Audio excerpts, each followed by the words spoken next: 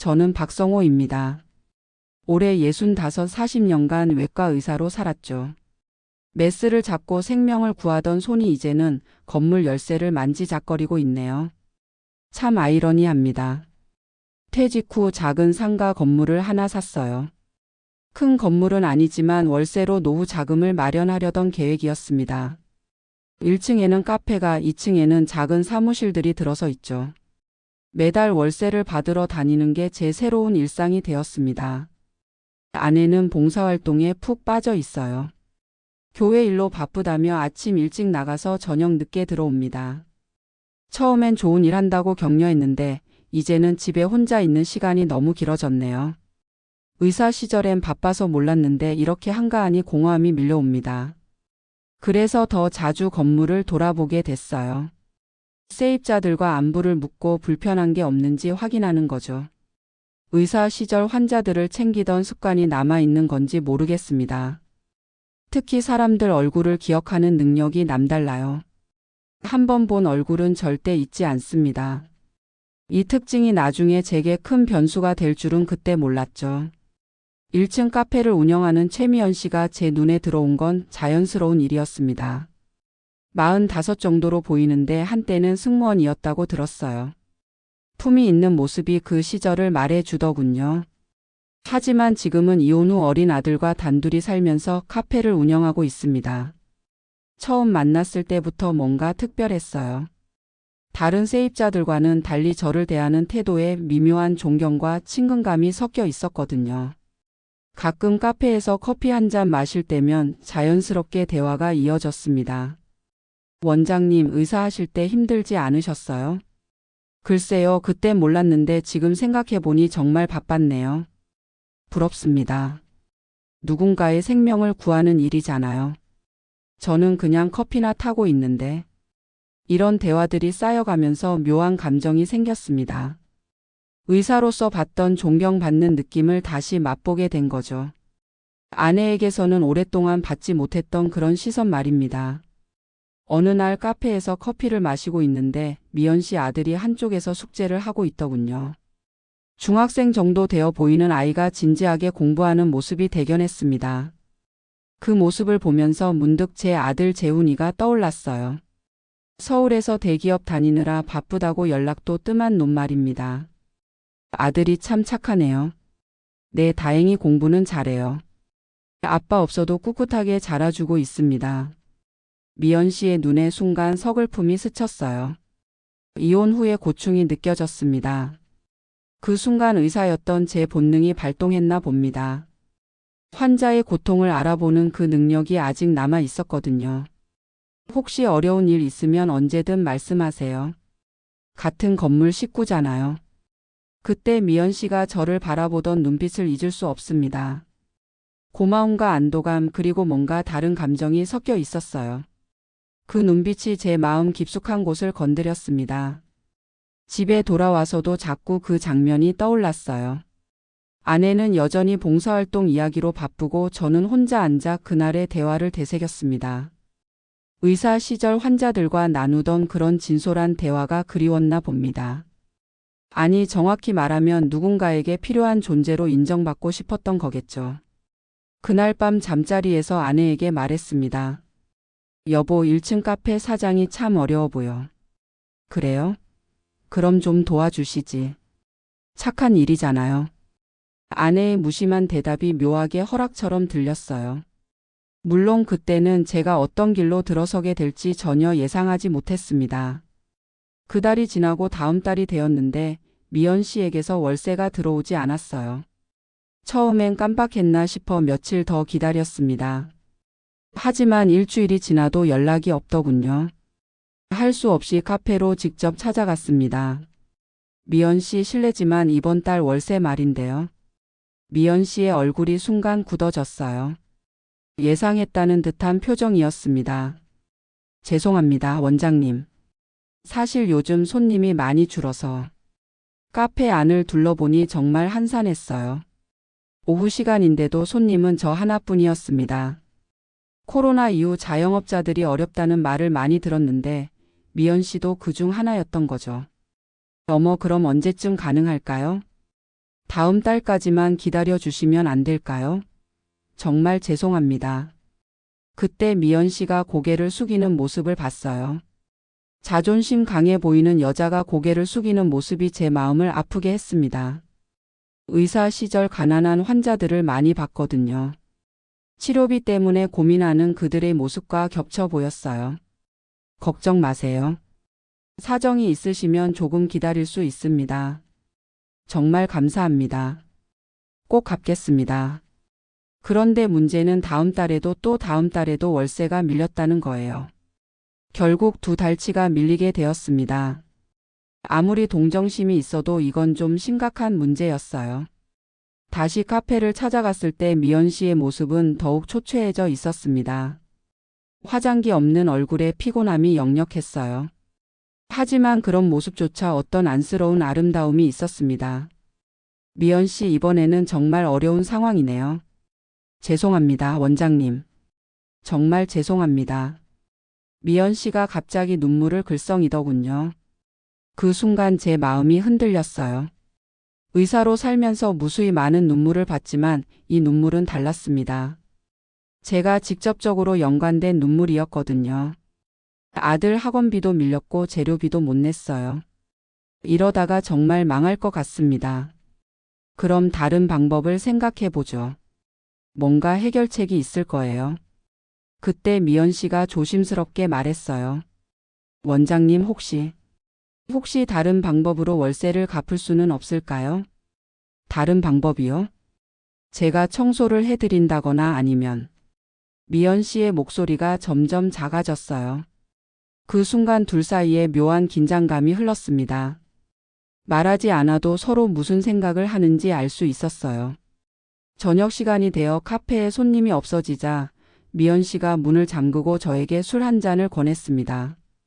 평소라면 거절했을 텐데 그날은 왜인지 받아들였어요.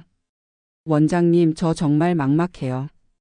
이혼하고 나서 이렇게 힘든 줄 몰랐습니다. 술이 들어가니 미연 씨의 목소리에 애수가 섞였어요. 전 남편이 사업 망하고 다른 여자랑 도망간 후로 지옥 같은 시간이었어요. 그런데 원장님 같은 분이 제 삶에 나타났다면 달랐을 텐데. 그 말이 제 귀에 꽂혔습니다. 누군가 저를 이렇게 필요로 한다는 게, 이렇게 간절하게 바란다는 게 마음을 흔들었어요. 아내에게서는 오랫동안 느끼지 못했던 감정이었습니다. 미연 씨. 원장님, 제가 뭔가 도움이 될 수 있다면 정말 뭐든 하겠어요.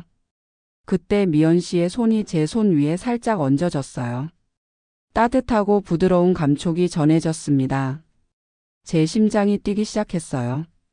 65의 나이에도 이런 감정이 생긴다는 게 신기했습니다. 정말 뭐든 하시겠다고요? 네, 원장님이라면. 그 순간 이성과 감정이 격렬하게 충돌했어요. 의사로서의 도덕성, 남편으로서의 의무감이 한편에 있었고 한 여자의 간절한 부탁과 제 내면의 욕망이 다른 편에 있었습니다. 결국 감정이 이겼습니다. 아니, 정확히는 그 순간만큼은 제가 다시 누군가에게 꼭 필요한 존재가 되고 싶었던 거죠. 그럼 우리만의 약속을 하나 해보죠. 그렇게 금지된 첫걸음을 내디뎠습니다. 그날 밤 집에 돌아와서 잠을 이룰 수 없었어요. 제가 무슨 일을 저질렀는지 계속 생각났습니다. 40년간 의사로 살면서 환자의 생명을 구하는 일에만 매달렸는데 이제는 전혀 다른 종류의 관계를 맺게 된 거죠. 아내가 자고 있는 모습을 보니 더욱 복잡한 마음이 들었어요. 결혼한 지 30년이 넘었지만 언제부터인가 우리 사이에는 습관만 남았습니다. 사랑이라기보다는 동반자 정도의 감정이었죠. 그런데 미연 씨와는 뭔가 다른 감정이 있었어요. 다음 날 다시 카페를 찾아갔습니다. 미연 씨는 어젯밤 일이 없었던 것처럼 평상시와 똑같이 인사했어요. 하지만 눈빛은 달랐습니다. 뭔가 은밀한 비밀을 공유하는 사람들의 눈빛이었죠. 커피 한 잔 드릴까요? 네, 고맙습니다. 겉으로는 평범한 대화였지만 둘 다 어색함을 느꼈어요. 새로운 관계의 시작점에 서 있는 거였으니까요. 그럼 어제 말씀드린 대로 하면 되는 건가요? 미연 씨가 조심스럽게 물어봤습니다.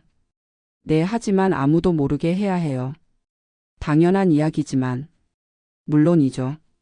저도 이런 일이 알려지면 안 되니까요. 그렇게 우리는 은밀한 합의를 했습니다. 겉으로는 평범한 건물주와 세입자의 관계를 유지하되 월세는 다른 방식으로 해결하기로 한 거죠. 미연 씨는 저에게 특별한 관심과 배려를 해주고 저는 월세 문제를 유연하게 처리해주는 거였어요. 처음에는 단순한 만남이었습니다. 카페 영업이 끝난 후 잠깐 대화를 나누고 가끔 식사를 함께 하는 정도였죠. 하지만 점점 더 깊은 관계로 발전해 갔어요. 원장님은 정말 다른 남자들과 달라요. 무엇이 다른가요? 품격이 있으세요. 교양과 배려심이 몸에 배어 있다고 할까요? 이런 찬사를 들으면서 제 자존감이 회복되는 걸 느꼈어요. 의사였을 때 받던 그런 존경을 다시 받는 기분이었습니다. 한편으로는 죄책감도 컸어요. 특히 카페 한쪽에서 미연 씨 아들이 숙제하는 모습을 볼 때면 가슴이 찔렸습니다. 순진한 아이는 자신의 어머니가 월세를 위해 이런 일을 한다는 걸 전혀 모르고 있었거든요. 엄마, 이 문제 어떻게 푸는 거예요? 잠깐만, 엄마가 확인해 볼게. 아들에게 공부를 가르쳐주는 미연 씨의 모습은 정말 자상했어요. 그런 모습을 보면서 제가 하고 있는 일의 무게를 더욱 실감했습니다. 이 여자는 단순히 제 욕망의 대상이 아니라 한 아이의 어머니였고 생계를 위해 고군분투하는 한 인간이었어요. 원장님, 제가 이런 부탁을 드려도 될까요? 어느 날 미연 씨가 조심스럽게 말했습니다. 무슨 부탁인데요? 아들 성적이 좀 떨어졌거든요. 혹시 과외를 시켜주실 수 있을까요? 물론 비용은. 돈 걱정은 하지 마세요. 제가 처리해드리죠. 이렇게 저는 점점 더 깊이 개입하게 되었어요. 단순히 월세 문제만이 아니라 미연 씨 모자의 생활 전반에 도움을 주기 시작한 거죠. 어찌 보면 제가 또 다른 가정의 보호자 역할을 하게 된 셈이었습니다. 의사 시절에는 환자의 생명을 구하는 일을 했는데 이제는 한 여자와 아이의 삶을 떠받치는 일을 하고 있었어요. 방법은 전혀 달랐지만 누군가를 도운다는 점에서는 비슷했습니다. 물론 이번에는 제 개인적인 욕망도 섞여 있었지만요. 그런데 이런 관계가 계속될 수 있을까요? 제 마음 한구석에서는 불안감이 자라고 있었습니다. 언젠가는 들킬 수밖에 없는 비밀이었거든요. 특히 제가 사람들 얼굴을 워낙 잘 기억하는 편이라 혹시 누군가 저희를 봤을 때 기억할 가능성이 높았어요. 하지만 그 순간만큼은 그런 걱정을 뒤로 하고 싶었습니다. 오랫동안 잊고 있던 남자로서의 자신감을 되찾은 기분이었거든요. 그러던 어느 날 예상치 못한 소식이 들려왔어요. 서울에서 대기업에 다니던 아들 재훈이가 갑자기 회사를 그만둔다는 거였습니다. 여보, 재훈이가 회사를 그만둔대요. 아내가 황급히 전화를 받고 알려줬어요. 갑자기 왜? 구조조정이래요. 어쩔 수 없었다고. 제 머리가 복잡해졌어요. 40살의 아들이 직장을 잃고 고향으로 돌아온다는 건 여러모로 부담이 클 수밖에 없었거든요. 특히 제가 미연 씨와 이런 관계를 맺고 있는 상황에서는 더욱 그랬어요. 며칠 후 재훈이가 정말로 집에 나타났습니다. 오랜만에 본 아들의 모습은 많이 지쳐 보였어요. 서울 생활의 스트레스와 갑작스러운 실직의 충격이 얼굴에 그대로 드러나 있었습니다. 아빠, 오랜만이에요. 그래, 고생했구나. 일단 푹 쉬어. 아버지와 아들 사이에 어색함이 여전했어요. 재훈이 어릴 때부터 제가 병원 일로 바빠서 제대로 소통하지 못했던 게 지금까지 영향을 미치고 있는 것 같았습니다. 아내는 재훈이가 돌아온 걸 무척 기뻐했어요. 그동안 봉사활동에만 매달렸던 관심을 아들에게로 돌리기 시작했습니다. 재훈아, 뭐 하고 싶은 일 있니? 잘 모르겠어요, 엄마. 일단 좀 쉬면서 생각해 볼게요. 그럼 새로운 일을 배워보는 건 어때? 요즘 카페 사업도 괜찮다던데. 그 순간 제 심장이 덜컥했어요. 아내가 카페 이야기를 꺼낸 거였습니다. 카페요? 응, 우리 건물 1층에 카페가 있잖아. 그곳 사장님이 혼자 하시느라 힘들어 보이더라고. 거기서 배우면서 새 출발해 보는 게 어떨까? 재훈이가 관심을 보이는 눈치였어요. 사실 서울에서 회사원 생활에 지쳐 있던 터라 뭔가 새로운 일을 해보고 싶어 했거든요. 한번 가봐도 될까요? 물론이지. 아빠 사장님께 말씀드려봐요. 아내가 저를 보며 말했을 때 제 속은 타들어가고 있었어요. 아들을 미연 씨에게 소개해달라는 말이 이렇게 부담스러울 줄이야. 다음 날 할 수 없이 재훈이를 데리고 카페로 갔습니다. 미연 씨는 평상시와 똑같이 인사했지만 제 아들을 소개받을 때 표정이 미묘하게 변했어요. 아, 원장님 아들 분이시구나. 처음 뵙겠습니다. 안녕하세요. 박재훈입니다. 재훈이도 미연 씨를 처음 본 순간 뭔가 특별한 반응을 보였어요. 아마 미연 씨의 우아한 분위기에 매력을 느꼈나 봅니다. 혹시 여기서 일을 배워볼 수 있을까요? 카페 운영에 관심이 있어서요. 물론이죠. 혼자 하기엔 좀 벅찬 게 사실이에요. 이렇게 재훈이가 카페에서 일하기 시작했어요. 처음에는 단순한 아르바이트 정도로 생각했는데 점점 더 많은 시간을 카페에서 보내기 시작했습니다. 문제는 재훈이와 미연 씨가 눈에 띄게 가까워지고 있다는 거였어요. 젊은 남자의 진심 어린 관심을 받는 미연 씨도 표정이 밝아지기 시작했습니다. 사장님, 이 메뉴는 어떻게 만드는 건가요? 이렇게 하는 거예요.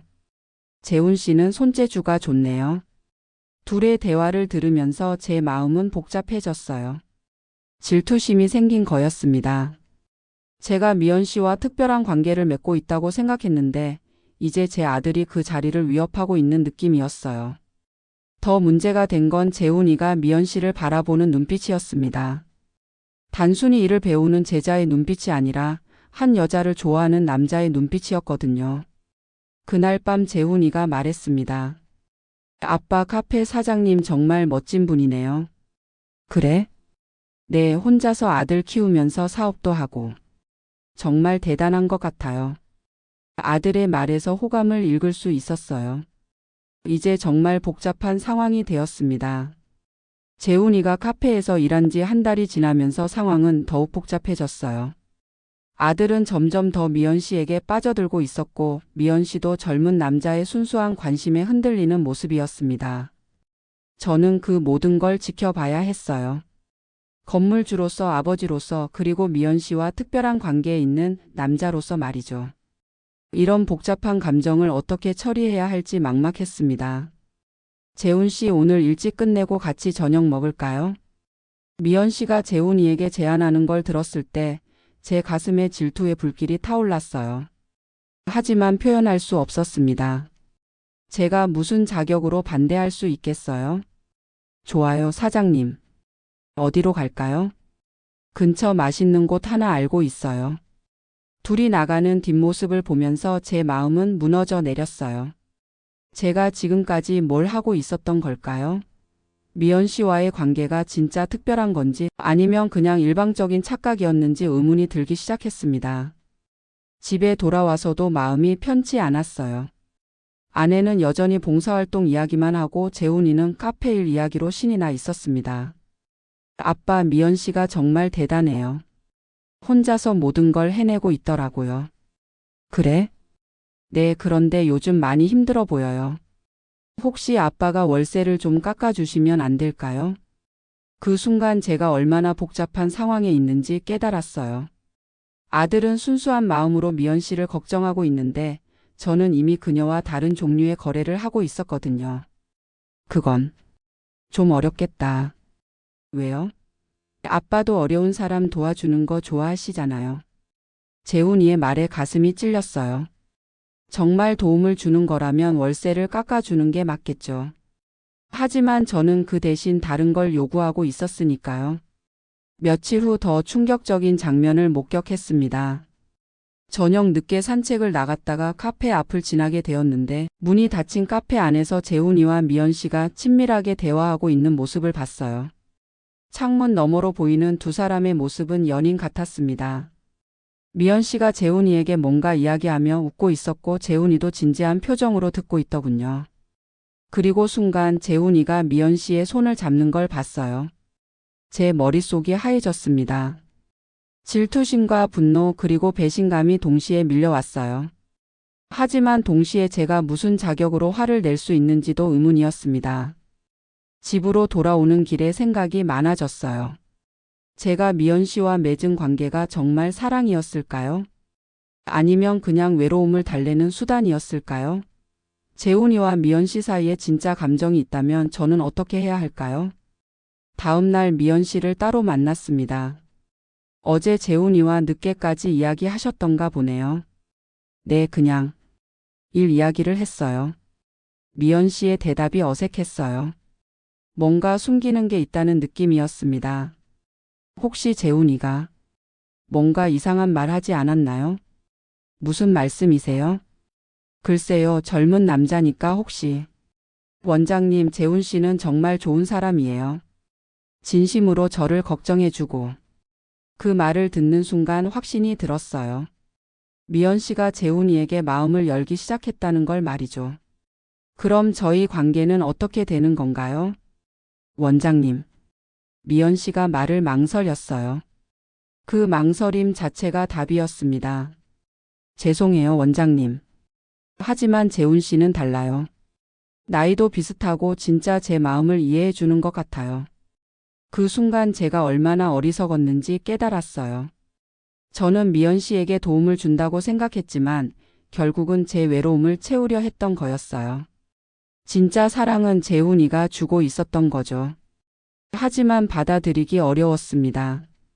제 아들에게 빼앗긴다는 느낌이었거든요. 더군다나 제가 먼저 관계를 맺었는데 말이에요. 미연 씨, 저와의 약속은 어떻게 하시려고요? 월세 문제 말이에요. 그건 재훈 씨와 상의해서 해결해 보겠어요. 결국 모든 게 명확해졌어요. 미연 씨는 이제 재훈이를 선택한 거였습니다. 저는 그저 과도기적인 존재였을 뿐이었어요.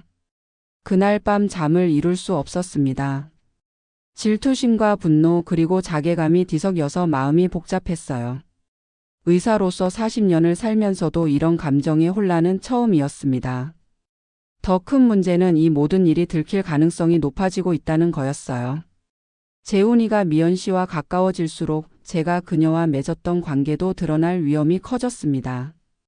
그리고 제가 사람들 얼굴을 워낙 잘 기억하는 편이라 혹시 누군가 저희의 은밀한 만남을 목격했다면 반드시 기억하고 있을 거였어요. 언제 터질지 모르는 시한폭탄을 안고 살아가는 기분이었습니다.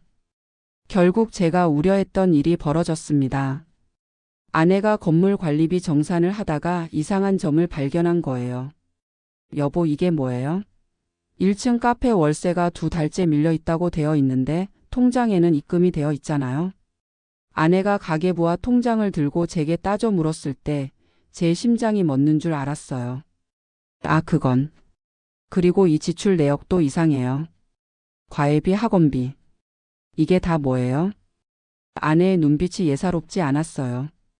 30년을 함께 산 부부의 직감이었을까요? 뭔가 수상하다는 걸 눈치챈 것 같았습니다. 사정이 있어서 좀 도와준 거야. 도와줬다고요? 월세도 안 받고 용돈까지 줬다는 말씀이세요? 할 말이 없었어요. 변명을 하자니 더 꼬일 것 같고 그렇다고 진실을 말할 수도 없었습니다. 설상가상으로 그때 재훈이가 집에 들어왔어요. 무슨 일이에요? 재훈아, 너 카페 사장 잘 알지? 아빠가 그분한테 월세도 안 받고 용돈까지 줬다는데 정말이야? 재훈이의 얼굴이 굳어졌어요. 그리고 저를 바라보는 눈빛에 의심이 스며들기 시작했습니다. 아빠, 정말 그런 일이 있었어요? 그냥 어려워 보여서. 어려워 보인다고 그렇게까지 해주는 건 좀 이상하지 않아요? 혹시. 재훈이가 말을 멈췄지만 그 눈빛으로 충분히 알 수 있었어요. 뭔가 의심하고 있다는 걸 말이죠. 재훈아, 너 혹시 뭔가 아는 거 있니? 아내가 재훈이를 다그쳤어요. 아니에요, 엄마. 그냥 아빠가 너무 친절하신 것 같아서. 하지만 재훈이의 표정은 의심으로 가득했어요. 그리고 그날 밤 재훈이가 저를 찾아왔습니다. 아빠, 미연 씨와 무슨 일이 있었던 거예요? 무슨 소리냐? 아빠의 행동이 너무 이상해요. 단순히 동정심 때문이라고 하기엔 재훈이의 목소리에 분노가 섞여 있었어요. 혹시 아빠가 미연 씨와 그만해. 결국 제가 소리를 질렀어요. 더 이상 숨길 수 없다는 걸 깨달았습니다. 정말 그런 거예요? 아빠가 미연 씨와? 재훈이의 목소리가 떨렸어요. 믿고 싶지 않다는 표정이었습니다. 재훈아, 이건 너와 상관없는 일이야. 상관없다고요? 제가 좋아하는 사람인데? 그 순간 부자 간의 격렬한 충돌이 시작되었어요. 아빠, 어떻게 이런 일을 할 수 있어요? 엄마는 알고 있어요. 조용히 해. 엄마가 들어야죠. 이런 일을 숨기고 있다니. 재훈이가 흥분해서 목소리를 높였어요. 결국 아내가 방에서 나왔습니다. 무슨 일이에요? 왜 이렇게 시끄러워? 아내가 우리의 표정을 번갈아 보더니 뭔가 심상치 않다는 걸 눈치챘어요. 여보, 뭐가 문제예요? 그 순간 제 인생에서 가장 어려운 순간이 왔습니다. 진실을 말해야 할까요? 아니면 계속 숨겨야 할까요? 재훈이가 먼저 입을 열었어요. 엄마, 아빠가 카페 사장님과 이상한 관계를 맺고 있어요. 아내의 얼굴이 하얗게 변했어요. 무슨 말이니? 월세를 안 받는 대신 다른 걸 요구했다는 뜻이에요. 그렇게 모든 게 드러났습니다. 30년 결혼 생활, 40년 의사 생활이 한순간에 무너지는 느낌이었어요. 아내는 아무 말 없이 방으로 들어가 버렸고 재훈이는 저를 실망한 눈으로 바라보며 집을 나가 버렸습니다. 혼자 남은 거실에 앉아서 지난 몇 달을 돌아봤어요. 의사로서 환자들의 생명을 구하던 제가 이제는 제 가정을 파괴하고 있었습니다. 메스로 병든 부위를 도려내듯 이번에는 제 잘못으로 병든 가정을 치료할 수 있을까요? 의사 가운을 벗은 지 오래지만 이제는 다른 종류의 수술이 필요한 때가 온 것 같았습니다. 무너져가는 가정을 살려낼 수 있는 그런 치료 말이에요.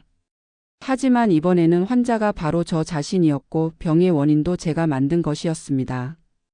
과연 이런 상황에서 치료가 가능할까요? 창밖을 바라보니 제가 관리하는 건물이 보였어요. 그 1층 카페에서 시작된 모든 일들이 이제 어떻게 끝날지 알 수 없었습니다. 단 하나 확실한 건 65의 나이에 제가 인생에서 가장 큰 시련을 맞고 있다는 거였어요. 의사로서 수많은 생명을 살렸지만 정작 제 가정은 살릴 수 있을까요? 이것이 제가 마주한 마지막 수술이 될지도 모르겠습니다.